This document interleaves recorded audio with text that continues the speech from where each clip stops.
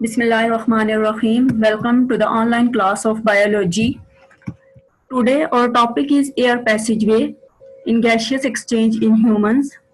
The air passageway consists of the part through which the outside air comes in the lungs, and after the exchange of gases it goes out. The air passageway air consists of following parts. Here are some organs of the respiratory system. Number 1, nose, pharynx, larynx, trachea, bronchi, lungs, alveoli. Alveoli basically lungs form करते हैं और यहाँ पे आपको figure में respiratory system दिखाया गया है जो कि आप अपनी बुक्स में पेज नंबर 5 पे देख सकते हैं। Number 1, nose. The nose enclose the nasal cavity. जो नेजल कैविटी होती है हमारी, उसके अंदर नोज होता है और ये एक बाहर से ओपनिंग में ओपन हो रहा होता है जिसको हम नॉस्ट्रिल कहते हैं। ये जो नेजल कैविटी है इसके एक वॉल के जरिए से 2 पोर्शन में डिवाइड होती है और हर पोर्शन के अंदर हेयर्स होते हैं एंड म्यूकस होता है जो कि फिल्टर करता है डस्ट पार्टिकल को हवा में से। और इसी तरह जो म्यूकस है वो मॉइस्चर करता है and warm the incoming air and keep its temperature nearly equal to that of body. यानी जो म्यूकस है वो एक तो हमारे नाक को मॉइस्चर रखता है और दूसरा हमारी बॉडी के टेम्परेचर के अकॉर्डिंग जो इनकमिंग एयर बाहर से आ रही होती है उसका टेम्परेचर हमारी बॉडी के इक्वल कर देता है।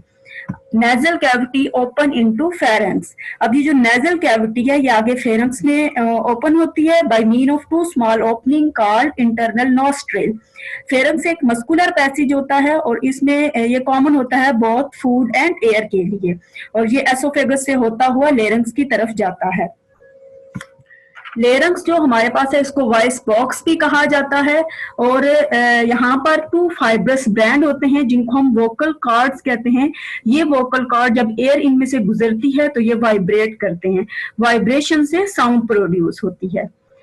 नेक्स्ट लेरिंक्स जो होती है वो कंटिन्यू करती है ट्रैकिया की तरफ जिसको हम विंड पाइप भी कहते हैं और ये तकरीबन 12 सेंटीमीटर लॉन्ग ट्यूब होती है जो कि एसोफेगस के फ्रंट पे होती है।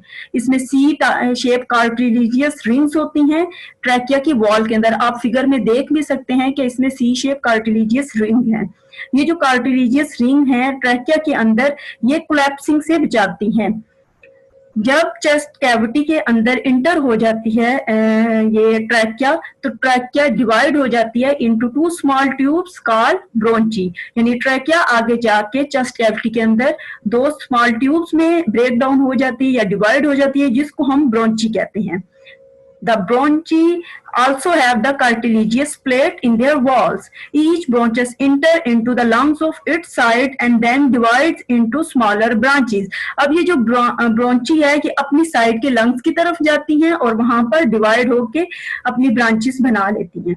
ये जो ब्रोंचीज है ये कंटिन्यू डिवाइड होती रहती हैं यहाँ तक कि ये बहुत छोटी छोटी सी ट्यूब्स बना लेती हैं जिनको हम ब्रोंचियूल्स कहते हैं।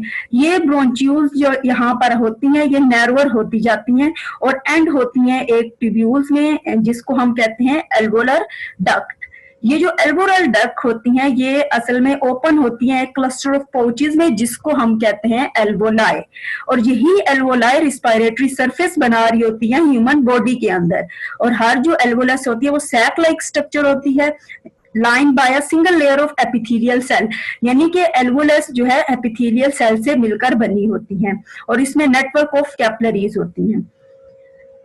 यहाँ पर आपको रिस्पायरेटरी सिस्टम की डायग्राम दिखाई गई है जहां पर नोज आप देख सकते हैं जहां से एयर हमारी बॉडी के अंदर इंटर हो रही होती है। इनहेल हम करते हैं नोज के थ्रू, इसकी ओपनिंग को नॉस्ट्रिल कहा जाता है। फिर आपको फेरेंक्स नजर आ रही है, उसके साथ ही लेरिंक्स है और ट्रैकिया, देन ट्रैकिया डिवाइड होता है ब्रोंची और ब्रोंची जो है वो लंग्स में इंटर हो रहे होते हैं और आगे से ब्रोंचियूल्स बनते हैं। उसके बाद एल्वोलाई जो कि बेसिकली सरफेस एरिया है लंग्स का और यहाँ पर जो है नेटवर्क ऑफ कैपिलरीज होती हैं और एयर यहाँ तक पहुंच जाती है। The pulmonary arteries from the heart containing deoxygenated blood enter the lungs and branches into arterioles and then into capillaries which surrounded the alveoli. These then joins together to form the venules which form pulmonary vein. The pulmonary vein carries the oxygenated blood back to the heart. अब ये जो blood है इसमें जो veins है वो blood को heart की तरफ लेके जाती है, हार्ट उसको पंप करता है लंग्स की तरफ, लंग्स में ऑक्सीजन प्रेजेंट होती है जिससे वो ऑक्सीजनेटेड हो जाता है। इसी तरह लंग्स वापस जो है उस ब्लड ऑक्सीजनेटेड ब्लड को जो कि आर्टरीज लेके जाती हैं हार्ट की तरफ, हार्ट उसको पंप कर देता है हमारी बॉडी के थ्रू, बॉडी की तरफ हमारे हर पार्ट की तरफ चला जाता है वो ऑक्सीजनेटेड ब्लड। तो यहाँ पर रेस्पिरेटरी सिस्टम डायग्राम भी है जो आप अच्छे से देख रहे हैं, होप सो कि आपको समझ आया होगा। अल्लाह हाफिज, फी अमानिल्लाह। Thank you so much.